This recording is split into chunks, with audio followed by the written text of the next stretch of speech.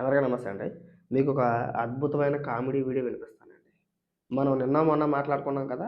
వైఎస్ఆర్‌సీపీ పార్టీకి సంబంధించిన ఒక మాజీ ఎమ్మెల్యే సుధాకర్ అనుకుంటా ఆయన పేరు. బిల్ గేట్స్ గారు వచ్చారని చెప్పేసని ఒక ప్రెస్ మీట్ పెట్టి, టీ ఖర్చెంత, భోజనాల ఖర్చెంత, సమోసాల ఖర్చెంత, అర్జెంట్‌గా మాకు చెప్పాలని చెప్పేసని ఒక ప్రెస్ మీట్ పెట్టాడు కదా! సేమ్ స్క్రిప్ట్, సేమ్ తరహాలో వైసీపీ కార్యకర్త అనమాట. మరి ఎక్కడో తెలీదు గానీ కొత్తగా చూస్తున్నా. ఆహ్, అతనేమో సమోసాలన్నాడు కదా! ఈవిడేమో బిల్ గేట్స్ గారు రాష్ట్రానికొచ్చింది పునుగులు తినడానికా అని మాట్లాడుతుంది. అంటే వీళ్ళ తెలివితేటలు చూడండి. ఒకసారి ఏమని మాట్లాడుతున్నారో వినిపిస్తా.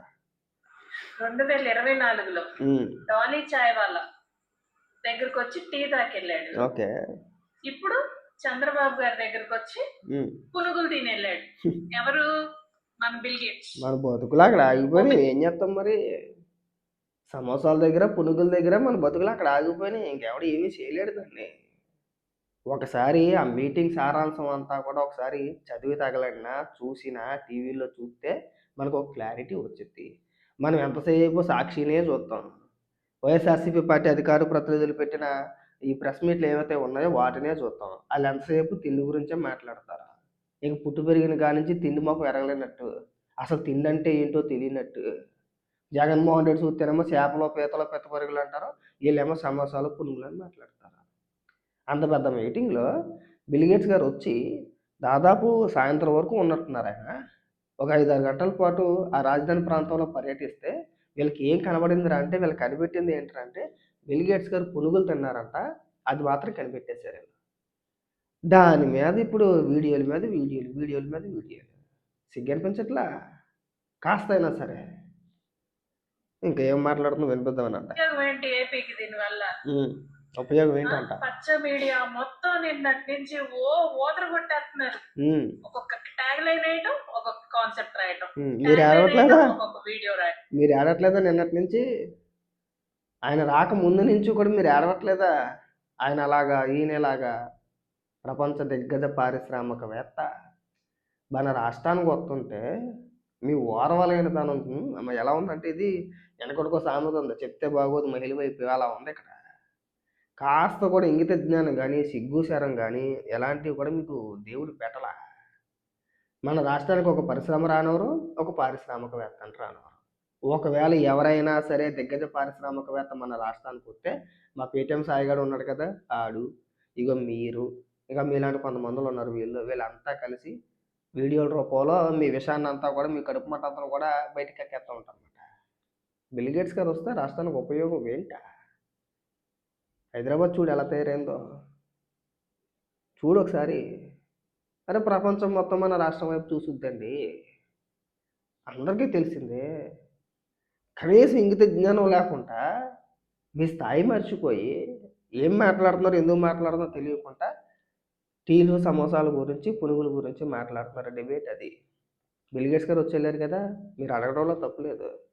రాష్ట్రానికి ఏం ఉపయోగమో అడగడంలో తప్పు లేదు. ఎంతసేపు పునుగుల దగ్గర, సమోసాల దగ్గర ఆగిపోవడం చాలా వరస్ట్ దరిద్రంగా ఉంది. పోనీ జగన్మోహన్ రెడ్డికి ఏమన్నా అంత స్థాయి ఉందా పోనీ? జగన్మోహన్ రెడ్డి పిలిస్తే ఏ పారిశ్రామికవేత్త అయినా సరే మన రాష్ట్రానికి వస్తారా? ఒక్కళ్ళు రారు. కావాలంటే గంజాయి సప్లై చేసేవోళ్ళు, ఈ గంజాయి అమ్ముకునేవోళ్ళు ఉంటారు కదా! ఈ ఎర్రచందనం అమ్ముకునేవోళ్ళు ఉంటారు కదా! వాళ్ళొస్తారు కావాలంటే. అన్నకి పాత పరిచయాలుంటాయి కాబట్టి. వీడియో వేయటం. హ్మ్. అసలు దాని వల్ల ఏపీకి ఉపయోగం ఏంటి? బా ఆయన ఇక్కడికి వచ్చి నేను కొన్ని సంస్థలు తెస్తాను ఇక్కడికి, కొన్ని కంపెనీస్ తీసుకొస్తాను, దీని వల్ల ఈ లాభం ఉంది మీ ఏపీకి అనేది ఏమన్నా చెప్పాడా? మీకు చెప్పినా అర్థం కాదక్క. ఎంతసేపు తిండికేడ్చే రకాలు. మీకేమన్నా అర్థమవుద్దా? సచ్చుద్దా? ఒకవేళ ప్రభుత్వం చెప్పిందనుకో, బిల్ గేట్స్ గారు వచ్చారు. ఇగో పలానా ప్రాజెక్టుల గురించి మాట్లాడాం. ఈ అంశాల గురించి చర్చించాం. ఆయన సానుకూలంగా స్పందించాడు. సో, మన రాష్ట్రంలో త్వరలో ఇది రాబోతుంది. పలానా పరిశ్రమ రాబోతుందనో, ఇంకోటనో ఏదో చెప్పిందనుకో ప్రభుత్వం తన తరపు నుంచి వివరణ ఇచ్చిందనుకో, మీకు అర్థమవుద్దా? దాని గురించి మీరు మాట్లాడగలుగుతారా? మాట్లాడరు. అప్పుడు కూడా ఏమని మాట్లాడతారు? సమోసాలకి ఎంత ఖర్చయింది? ఈ పునుగులకి ఎంత ఖర్చయిందని మాట్లాడతారు. మీరక్కడ ఆగిపోయారు. మీరు ఆగిపోయారు కదా అని చెప్పేసని మమ్మల్ని అక్కడ ఆపేయమాకండి. కాస్త ఎదగనివ్వండి. కాస్త రాష్ట్రాన్ని బాగుపడనివ్వండి. ఎంతసేపు చేపలు, పిత్తపరుగులు, ఈ పునుగులు, ఈ ఆలు సమోసాలు ఈట్లి దగ్గరే ఆగిపోతామా మనం? ఈట్లి మీదండి డిబేట్ పెట్టేది. పొద్దున్న లెగిస్తే మన సిస్టమ్ పట్టుకొని సిస్టమ్ ముందు కూర్చొని మన పని మనం చేసుకోకపోతే మనకు గడవదు ఇక్కడ. మైక్రోసాఫ్ట్ అధినేత అలాంటి వ్యక్తిని పట్టుకొని వీళ్ళంతా కూడా అంటే వీళ్ళ ఇష్టానుసారంగా ఇలా ఎంత నోటికి ఎంత వస్తే అంత మాట్లాడుతున్నారు. వీళ్ళు ఆ జర్నలిస్ట్ సాయిగాడు ఆడైతే మరీ ఘోరం. జగన్మోహన్ రెడ్డికి మేము చెప్పేది ఏంటంటే ఇలాంటి ఆర్టిస్టులు కొద్దిగా తగ్గిస్తే బాగుంటుందండి. ఇవి తర్వాత ట్రోల్ చేయించు కానీ ప్రతి అంశం పైన కూడా ఏది పడితే అది అడ్డగోలుగా ఇలాంటి వ్యక్తుల చేత ట్రోల్ చేపిస్తే అది మీకే నష్టం. ఇవి మీరు రాజకీయాల తర్వాత కనీసం మీరు ఏ రాష్ట్రానికి ఏ పరిశ్రమ వచ్చినా సరే రానిచ్చే పరిస్థితుల్లో లేరు. అయితే ట్రోల్ చేయడం లేదంటే బూతులు తిట్టించడం. మన సాయిగారు తిట్టేశాడు కదా, ఆడి కడుపు మందంతా కూడా ఆ రోజున కక్కేశాడు. లేదంటే ఇలాంటి వీడియో చేయించడం అరాకొరా తెలివితేటలతో ఇలాంటి వ్యక్తుల చేత పునుగులు తిన్నాడని చెప్పేసి అదొక్కటే కనపడింది ఆవిడకి. ఆ 5-6 గంటల బిల్గేట్స్ గారి పర్యటన మొత్తంలో ఈ మేధావికి ఈవిడి గారికి కనబడింది ఏంటంటే ఆ పునుగులు ఏదైతే తిన్నారో అది మాత్రమే కనబడింది, ఇంకేది కనబడలే. ఇంకా ఇప్పుడు దాని గురించి ఒక పెద్ద డిస్కషన్. పైగా చూస్తుంటే చదువుకున్న వ్యక్తిలాగే ఉంది. అంత చదువు మరి దేనికి చదువుకున్నాం మాకు అర్థం కావట్లేదు. నిజానికాలు బెటర్ మీకంటే.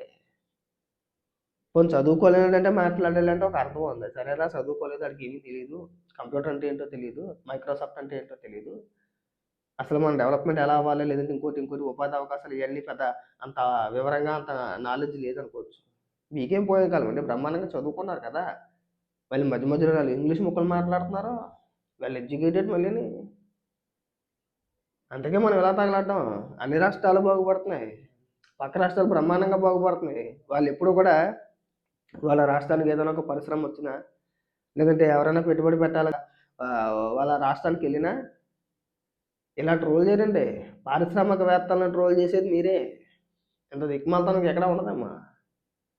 చివరాఖరికి పారిశ్రామికవేత్తలను కూడా ట్రోల్ చేస్తున్నారంటే మన రాష్ట్రానికి ఎవరైనా పెట్టుబడి పెట్టడానికి ముందుకు వస్తాడా అసలు? ఇది ఒక కొత్త సాంప్రదాయం అన్నమాట. మీరు కావాలంటే చూడండి, గత 2 ఏళ్లలో అంటే కూటమి ప్రభుత్వం వచ్చినప్పుడు కానించి మన రాష్ట్రానికి ఏ పరిశ్రమ వచ్చినా సరే వీళ్ళు మొట్టమొదటిగా చేసే పని ఒకటే, ఏడవడం. ఆ కంపెనీ మీద పడే ఏడవాలి. లేదంటే ఆ కంపెనీ డబ్బా కార్ల కంపెనీ అని చెప్పేసాను, ఇంకోటనో. లాస్ట్ టైం మనం కియా కార్ల కంపెనీ చూసారా, అప్పుడు ఇంతకంటే రాద్ధాంతం చేశారు వీళ్ళు.